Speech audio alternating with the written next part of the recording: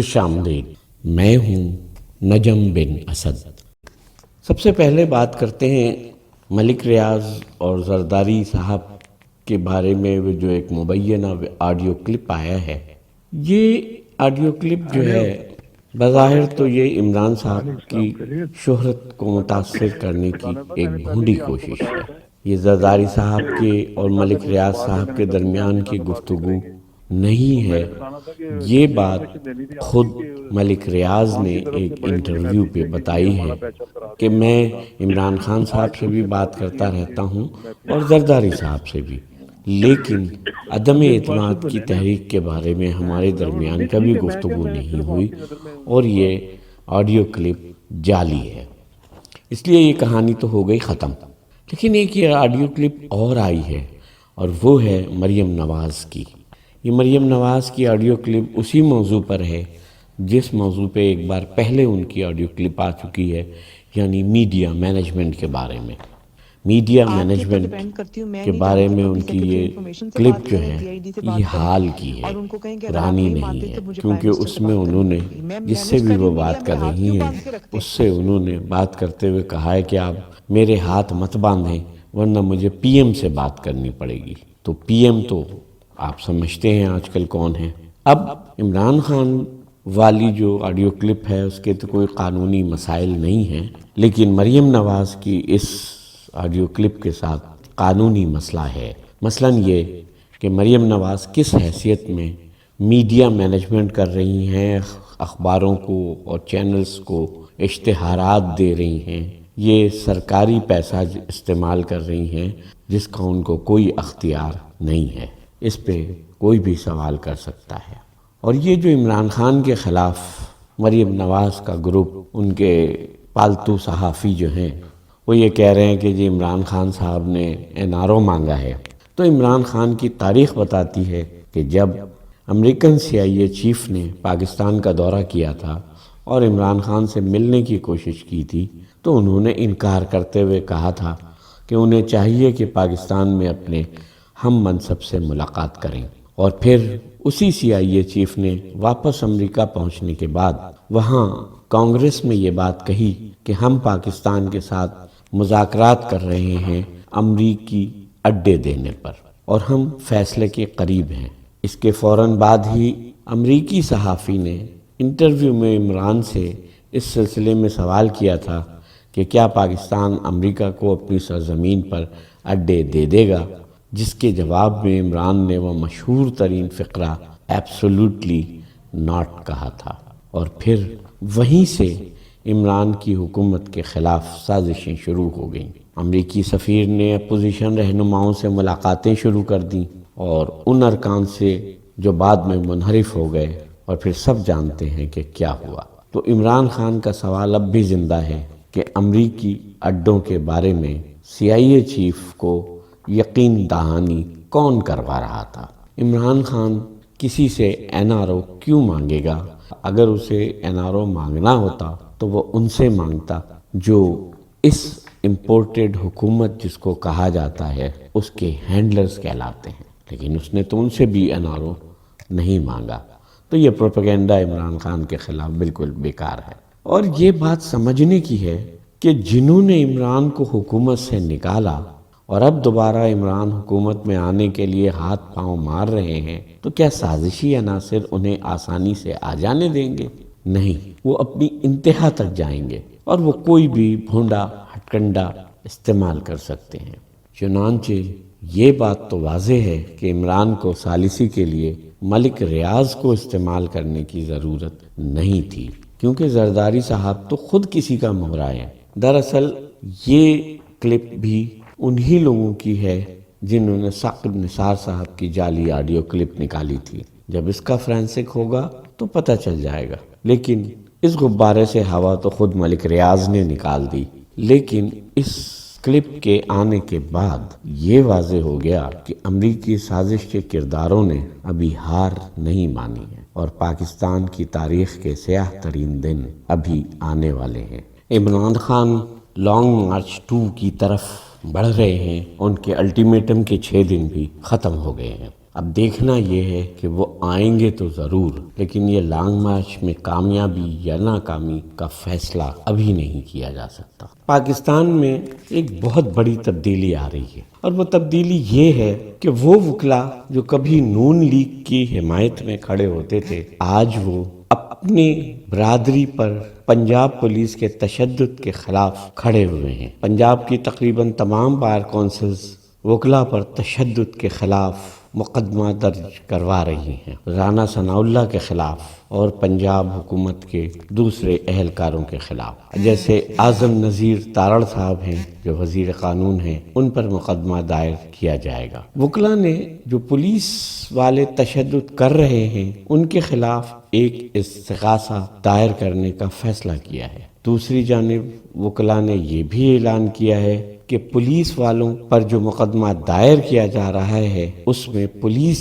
کی طرف سے کوئی وکیل پیروی نہیں کرے گا۔ ویڈیوز سے ثابت ہو چکا ہے کہ وکلا کی بس پر ڈنڈے برسائے گئے، اس بس میں خواتین وکلا بھی سوار تھیں۔ پھر لاہور میں ایک وکیل صاحب کو ڈنڈے مارے گئے، اس کی ویڈیو بھی واضح طور پر نظر آ رہی ہے۔ پاکستان بار کونسل اور پنجاب بار کونسل بڑی بار کونسلز ہیں اور یہ بھی اس احتجاج میں شامل ہیں۔ وکیلوں کے اور بار کونسلز کے اس فیصلے کے خلاف کہ وہ پنجاب حکومت کے خلاف استغاثہ دائر کریں گے، شہباز شریف نے اپنا وہی گر استعمال کرنے کی کوشش کی ہے، رشوت کا گر، اور انہوں نے بار کونسلز کے لیے 20 کروڑ روپے کی گرانٹ کا اعلان کیا ہے۔ لیکن اس بار وکلاء ان کے جھانسے میں آتے نظر نہیں آ رہے ہیں، کیونکہ وہ یہ کہتے ہیں کہ یہ گرانٹ سرکاری پیسے سے دی جا رہی ہے۔ ملکی خزانہ خالی ہونے کا رونے والی حکومت میڈیا کو اشتہارات کی مد میں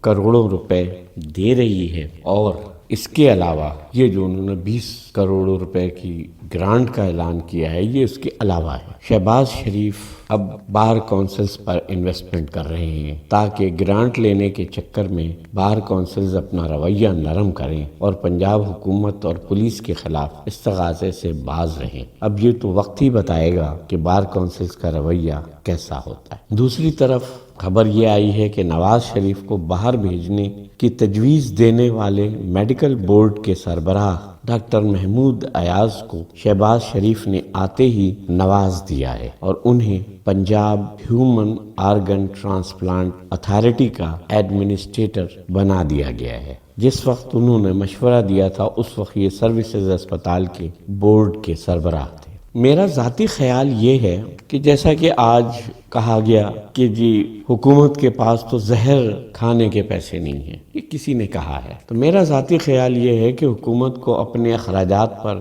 فائنینشیل ایمرجنسی لگانی چاہیے، بیرونی دورے بند ہونے چاہیے۔ بلاول جو دنیا کی سیر کو سرکاری خرچے پر نکلے ہوئے ہیں انہیں واپس بلانا چاہیے۔ ویسے بھی ان کے دوروں کو بیرون ملک پاکستانیوں میں مقبولیت نہیں مل رہی ہے۔ حکومتی دعوتیں ختم ہونی چاہیے، صحافیوں کو نوازنا ختم ہونا چاہیے اور سرکاری افسروں کے پیٹرول الاؤنس کو بھی کم کرنا چاہیے۔ عوام کی جیب سے یہ پیسہ خرچ ہوتا ہے جو مفت کا پیٹرول سرکاری افسران کو ملتا ہے۔ عوام اپنی گاڑی میں بھی پیٹرول ڈلواتے ہیں اور ان سرکاری بابوؤں کی گاڑی میں بھی پیٹرول ڈلواتے ہیں جو عوام کے خرچے پر سیر سپاٹے کرتے پھرتے ہیں۔ ابھی تو جب بلاول دنیا کے سیر سپاٹوں سے واپس لوٹیں گے تو پتہ چلے گا کہ ان کے یہ ٹریننگ سیشن والے دورے پاکستانی قوم کو کتنے لاکھ ڈالر کے پڑے ہیں۔ جس ملک کا خزانہ خالی ہے اس ملک کا وزیر خارجہ بے مقصد دورے کرتا پھر رہا ہے، اور اب شاید کل وزیر اعظم صاحب جانے والے ہیں ترکی کے 3 دن کے دورے پر۔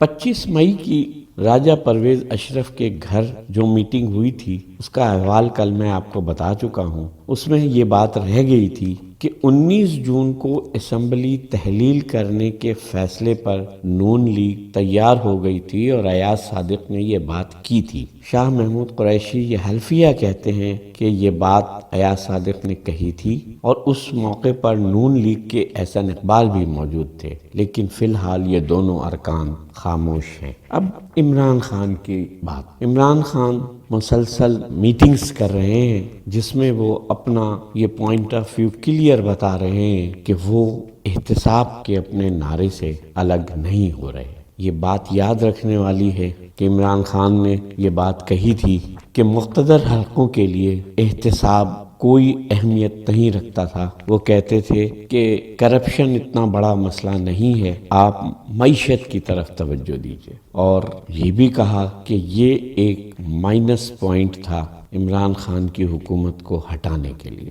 لیکن عمران خان اپنے اس نعرے سے ابھی بھی پیچھے نہیں ہٹے ہیں۔ عمران خان سے جب یہ پوچھا گیا، ایک سوال کیا گیا کہ آپ نے احتساب کے بارے میں باتیں بہت کی لیکن احتساب کا نتیجہ کچھ نہیں نکلا، تو انہوں نے یہ کہا ہے کہ احتساب کرنا میرے بس میں نہیں تھا، نہ نیب میرے نیچے تھی، نہ عدالتیں میرے نیچے تھی۔ ان پر جن قوتوں کا زور چل سکتا تھا وہ کہتے تھے کہ احتساب کو پیچھے رکھیں اور معاشی صورتحال کو بہتر بنائیں، کیونکہ دراصل احتساب ان کا مسئلہ ہی نہیں تھا۔ اور ظاہر ہے عمران خان نے احتساب کا نعرہ اپنا نہیں چھوڑا اور حکومت چھوڑ دی۔ اب آج کی بات ذرا مختصر سی، وہ یہ کہ ایف آئی اے کے پروسیکیوٹر سکندر ذوالقرنین نے کورٹ میں یہ بیان دیا ہے کہ انہیں یہ کہا گیا تھا کہ وہ ایف آئی اے کے منی لانڈرنگ والے کیس میں پیش نہ ہوں، جس میں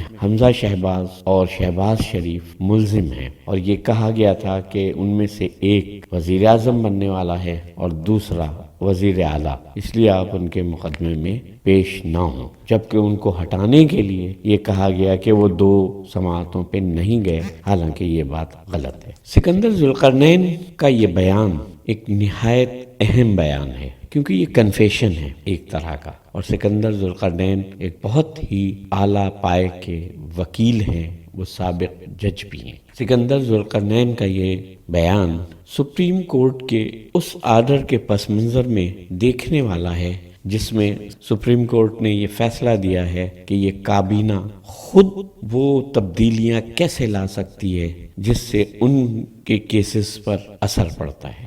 اسی لیے انہوں نے ایف آئی اے اور نیب دونوں کو اسٹے آرڈر دیا ہے کہ صورتحال جہاں رہے، جہاں تھی وہیں رہے گی۔ آگے دیکھتے ہیں کہ کیا ہوتا ہے، لیکن بظاہر یہ نظر آ رہا ہے کہ شہباز شریف کی حکومت بہت مشکل میں پڑنے والی ہے۔ عمران خان نے آج پشاور میں وکلاء کے ایک اجتماع سے خطاب کرتے ہوئے عدلیہ کو پھر آواز دی ہے اور سپریم کورٹ سے یہ مدد مانگی ہے کہ آپ اگر ہمارے لانگ مارچ کو اجازت دیں تو ہم اپنا لانگ مارچ کی اسٹریٹجی کچھ اور بنائیں گے، لیکن اگر آپ ہمیں اجازت نہیں دیں گے اور آپ کی طرف سے ہمیں تعاون نہیں ملے گا تو ہم اپنے لانگ مارچ کی اسٹریٹجی دوسری طرح کی بنائیں گے اور ہم مزاحمت کے لیے تیار ہو کر آئیں گے۔ یہ بڑی سخت بات ہے۔ مزاحمت کے لیے تیار ہو کے ان کے آنے کا مطلب ہم سب سمجھ سکتے ہیں۔ یہ بات اب ان لوگوں کو سمجھنی چاہیے جن کے ہاتھ میں فیصلہ کرنے کی طاقت ہے۔ میں پھر وہی کہوں گا کہ ان کو اپنی غلطی کا احساس ہو جانا چاہیے۔ انہوں نے ایک لنگڑے گھوڑے پر پیسے لگا دیے اور اسی لیے وہ یہ ریس ہار رہے ہیں۔ ان کو یہ تسلیم کرنا چاہیے کہ گھوڑے کے انتخاب میں ان سے غلطی ہو گئی ہے۔ ملتے ہیں اگلے ویڈیو میں۔